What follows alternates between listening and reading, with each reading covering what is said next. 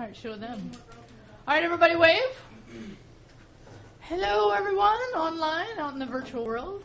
So I put this here this week because sometimes this gets confusing for you guys. So it's week 7 for you, but for them it's week 8 because they're always behind a week. I give them a week to get caught up with things, okay? All right, so this week, before I get started, I always like to do, thank you, a little bit of a, let's talk about. So Excel MyITLab. I've made a decision officially. I am not going to require the exams as I did not require the exams for Word, okay? Will not be required. Now, but here's the deal, and I'll just tell you right now, no extra time will be given. So, you know it's coming at you, right? How many weeks away is it now? 2 weeks. 2 weeks away. Okay? So we have 2 weeks until we get started. And that was my other comment. My last comment, I'm going to make the same deal with the Excel exams that I made with the Word exams, though. So they're not required, but I'll give you 1 late grade, no points removed for every exam with a passing grade. Now, having brought that up, let me just ask, how does late work in this class? How does it work? In other words, you missed something, what do? You can do it at 50%. You can do it for 75%. Yeah, so first, the thing I'd like you to know is if you miss work, you still can do it. It's not as if, like in some classes, if you miss work, you get no points, right? In this class, you do get points. The question is, how many points do you get? So if it's late, you get reduced how much? How much? 75? 25% down, so 75 is max you can get. So you're on the right track. So how does this help you? How does this and other opportunities I've given you help you? Still gives you points. Still gives you the ability to get 100% on those items. Okay? The items that you've missed, the items that are late. Okay. Now, the other thing, yeah. Is that only in MyITLab or is that in everything? That, what do you mean by is that? You mean is the late points here? Does it count only in MyITLab or does it count on your regular grade too? Excellent question. Everybody hear that? Yeah. So when I'm talking about late work, that applies to everything in the class. Anything in the class you can do late, but normally it's discounted 25% unless you have these passes that I've been talking about. Yeah. So if you have a 0 on it, you can do it. You can do it. You bet. Still do it. You bet. Okay. You bet. Okay.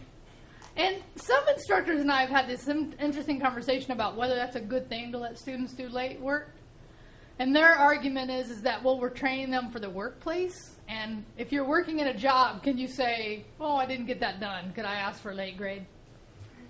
Okay, in a workplace you can't. But to me, this is not a workplace. I agree we should be training you for being diligent and getting work done. But this often is on top of 3 or 4 major other things you're doing in your life, right? So I feel like I'm trying to give the flexibility at the same time hold you accountable. And I feel like that's what due dates do for both you and me. Okay, any questions about this? Any? Okay. So the main topic today that we're going to talk about is technology purchase. So in your notes, technology purchase. And I'm going to have you, we're going to watch a video at the end, about a 10-minute video that you'll take notes on. But in general, I kind of want to talk about a few things. And go put this in your notes. It's called the ecosystem. Now, I'm guessing if you've taken any kind of science class, you know what an ecosystem is, right? Anybody want to give me a description of what an ecosystem is, though? No? Really? No? A system of interconnected parts that have a system of life that sustains itself, so an ecosystem. Like what? Recycling. How so? Give me an example of recycling. Buy it. Buy it? And you dispose it to the right place. Okay. And they make it into new value. Oh, okay, so recycling could be an ecosystem in that sense, right? I wish more people would recycle, by the way. Some people recycle. Some people do recycle. No, I mean, a ton do. Almost everyone does now. Really? Do they? Yeah. If I'm not mistaken. Okay, we do have these blue. Okay, I know this is a little side note, but in general, yes, we do have these blue containers. Yeah. But more could be recycled in them. And I mean, I don't know about in your neighborhood, but in my neighborhood, people actually come around and grab the stuff out of my recycle, which I actually like because then they get money for it. So, but I do think we could do a better job. Like PC parts. Do we recycle PC parts? Typically, no. By the way, there is a place in this world that does. Guess where? Where is a lot of the micro PC stuff recycled? Anybody know? I'm guessing the metal scrapyard? Metal scrapyard, not in the U.S. No? Not typically. Not typically. No, not Google. Bangladesh, off the shores of India. And by the way, there's horrible environmental impacts to this because it's hard to get this stuff removed and there's a lot of precious metal in there. So it's really hard to recycle this stuff. But okay, back to this. Sorry, we digressed for a minute. I'm okay with that. So in this case, the ecosystem that I'm talking about is your ecosystem, right? So if you're, and this kind of gets to the next thing, which is Mac versus PC, but in general, right, you have to look at how you use the computer, what you're already invested in. So if you have a huge iTunes collection, what ecosystem are you in? Most likely. You're most likely in the Apple ecosystem, right? Would it benefit you to buy all Apple product? Yeah. Yeah, because they're all going to generally work pretty well together, okay? So for me, I'm in the Google ecosystem. Almost all of my stuff is out there on the Google Cloud. So for me, my choices, right, could be any of these. So, but I want you to think about the ecosystem. I want you to think about your individual ecosystems, okay? Because some of you may not have a lot of stuff yet, but over time you will. And having things work together is really nice, okay? So did Apple release a new product recently? Anybody know? Anybody know? What did they release? The iPhone 6. So the iPhone 6 is bigger. Finally, you iPhone folks caught up with us Android folks. We've had big phones for a while. And I actually got in a whole discussion with one of my other students about this because they were trying to tell me iPhones were better. Does it really matter which one is better? No, because we get the better options. Well, when you say we, you mean? No, I mean like if you think about it, like companies are fighting to make the better and the best. We have the best side because we get to be like, oh well, this one's better, so I get the best. Okay, so you're saying from a consumer standpoint because they're fighting for our dollars. Yeah. I hope that's true. I don't know if that's always true. Okay? But I hope that that's true. All right. So my point about this is really ecosystem. So here's what I'd like to say, and I don't know who understands this term. I'm OS agnostic. You know what agnostic means? Like Indifferent. Indifferent. In other words, if you remember at the beginning of class, I said computer literacy really should be able to walk up to any computer and use it, right? So I have an iPad. I have a MacBook. I have a iMac. So I have 3 Apple devices. Google Glass, don't you? I have a Google Chrome. This is sad. You guys are going to think I'm bragging, but I'm not, okay? So I have a Google Chromebook, 2 of them. I no longer have a Windows laptop, though. Now, why do you think that might be? No, it's not that the S word, but because my Mac can run Windows or it can run Mac. So to me, there's a case there to think about getting a Mac because you can run both. Okay? Now, you do have to know how to set it up, and you have some other requirements, but in general, but here's my thing is that in general, I can work on any operating system that's in my hands. So I don't care as much, although I have to think about my ecosystem. Okay? So in your notes, put CNET. So when people start talking about purchasing technology, right, obviously we have to figure out what kind of technology we're talking about. And next week's assignment on your technology purchase phrases this from a perspective of what would make you a better student. Okay? But here's where that is a little limiting, is that you're not just students. right? That's only one aspect of your life. You're also, in some cases, parents. You're also in some, sorry, that's very distracting. I bring that up and then the video starts to play. But I want you to think about this. You're not just students. You have to think about what would make you or make your life easier. So here's why I love CNET, and I do mean love CNET, is that I can go to CNET and I can go to desktops, I can go to laptops. So let's just start there. What would help you make the decision between purchasing a laptop versus a desktop? Like, what are the things you'd want to consider? One, how would you determine one versus the other?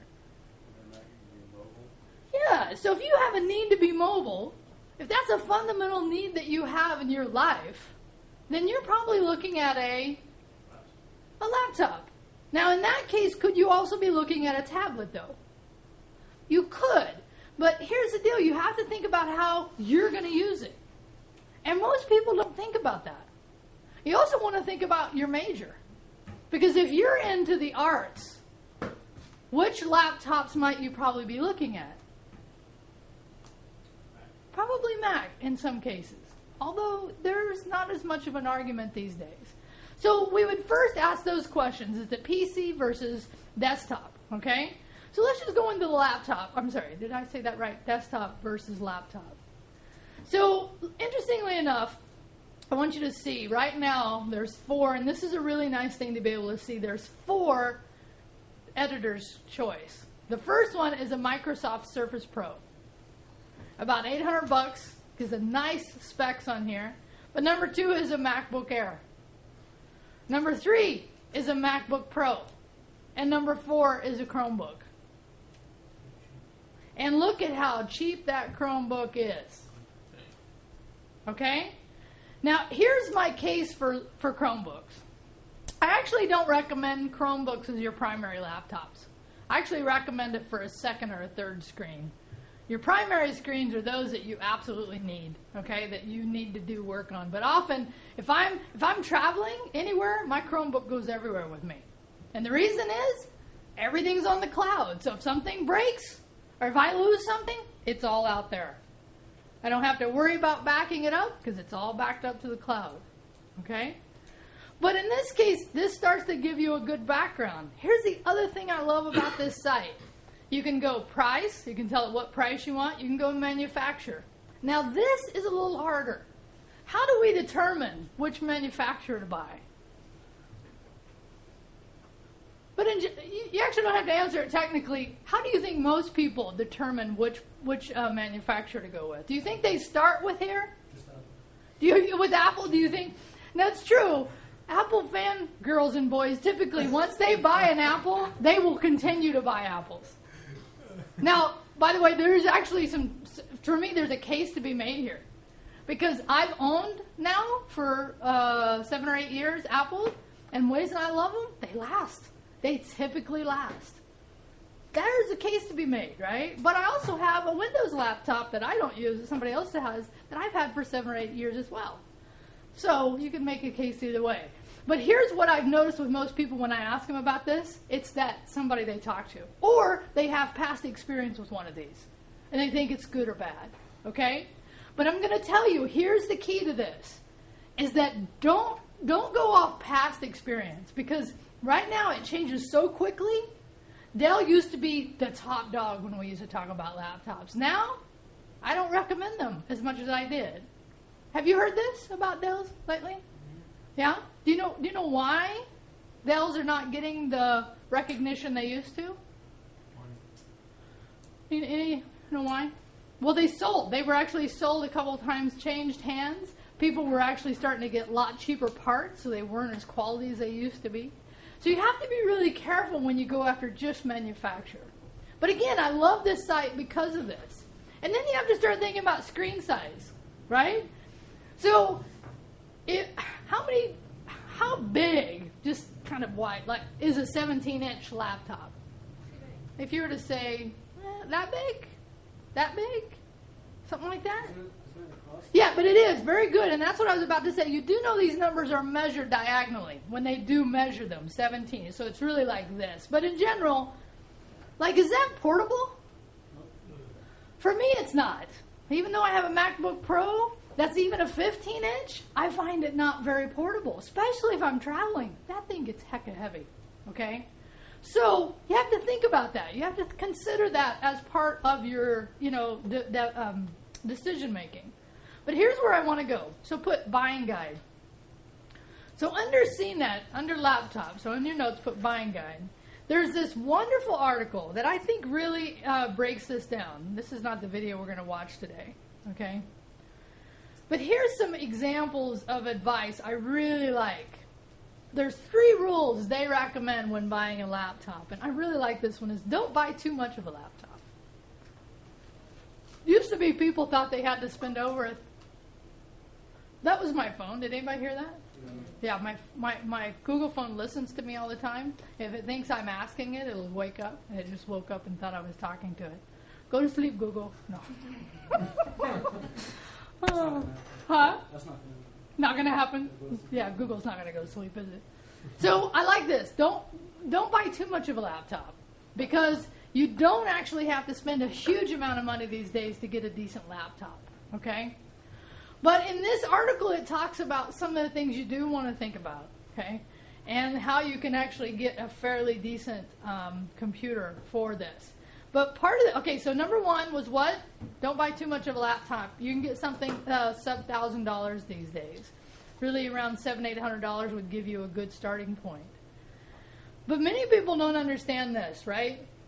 And this starts talking about something you guys went through this when you did the My Computer introduction. Can you see what processor they're talking about here? And what? Right, hold on, let me do this. No thanks. And i5. So in your notes, put i3, i5, and i7. Yeah, so i7 is the best. It's the highest of those. So in this case, we're talking about a particular kind of chip called an Intel chip. Have you guys heard of this little company called Intel? Yeah? Yeah? Usually on like Google or YouTube ads. Dun, dun, dun, right? The Intel ad. So there's 2 manufacturers for processors. Intel's one, and there's another one.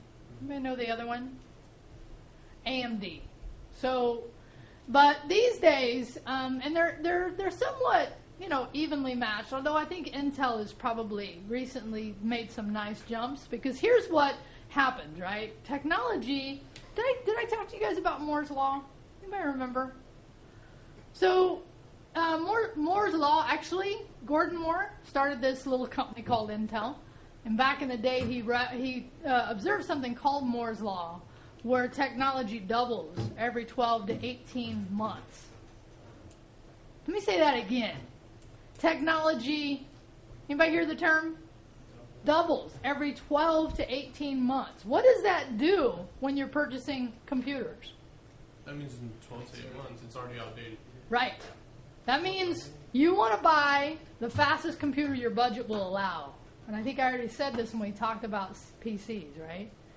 So there's many decisions when going into buying it. And i3 is entry level. So in your notes, i3 is an entry level processor chip. i5 is kind of the standard these days, and i7 is more of the high end. But again, these things depend on what you're going to need. If you're a gamer, are you going to get an i3? Nope. Are you going to get an i5? Nope. No, you're probably going to get an i7 with a lot of other things. Sandra, Can you repeat yourself again? Say it again? Can you repeat yourself? Yeah, so the Core i3 is an entry level. Okay? The Core i5 is a kind of a standard level. And the Core i7 is kind of the high end when you're talking about Intel chips. So you want to think about that. Now, again, by the way, do people buy laptops for gaming? Yeah. You bet you.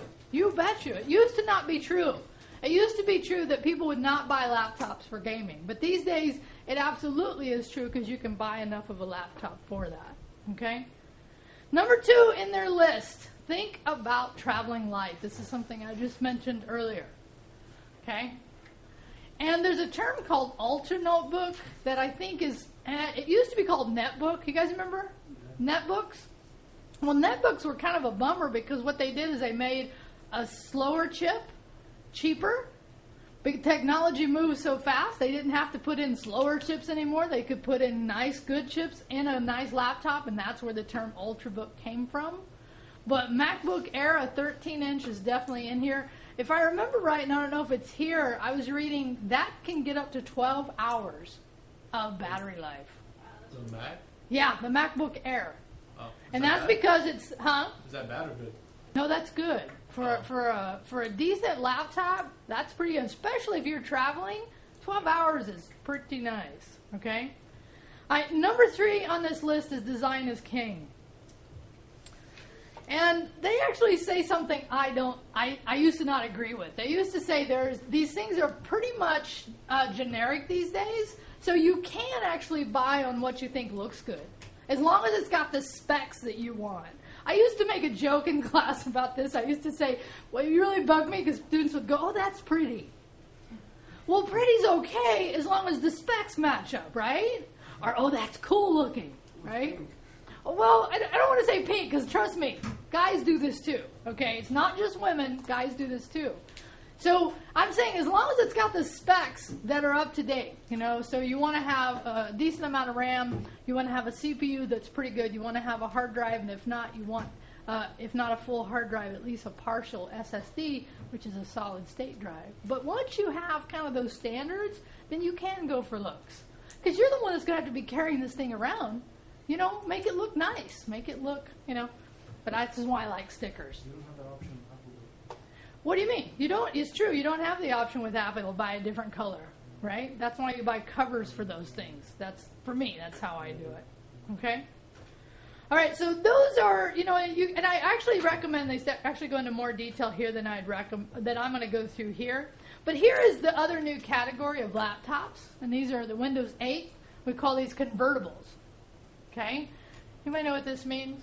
It's a hybrid between a laptop and a tablet? Yeah, and this seems like a nice option.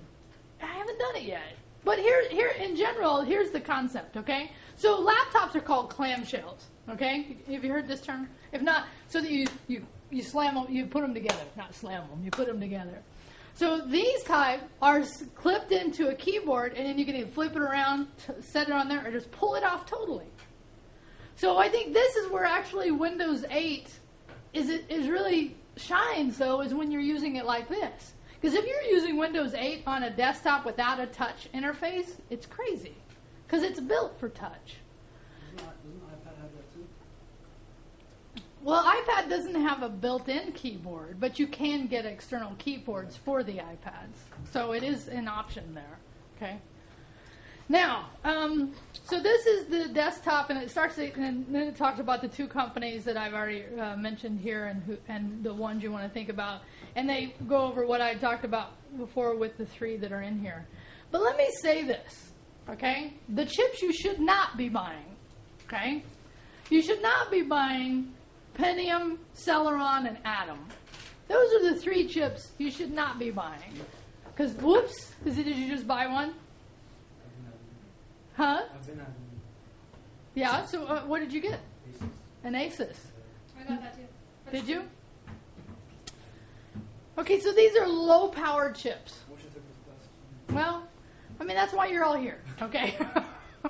and I just say this from, if you're buying right now, you want to think about this. Jim, didn't you buy? Did you just buy a new one? Not yet. Not yet. Oh, good. Maybe you can take to heart some of this I'll information, okay?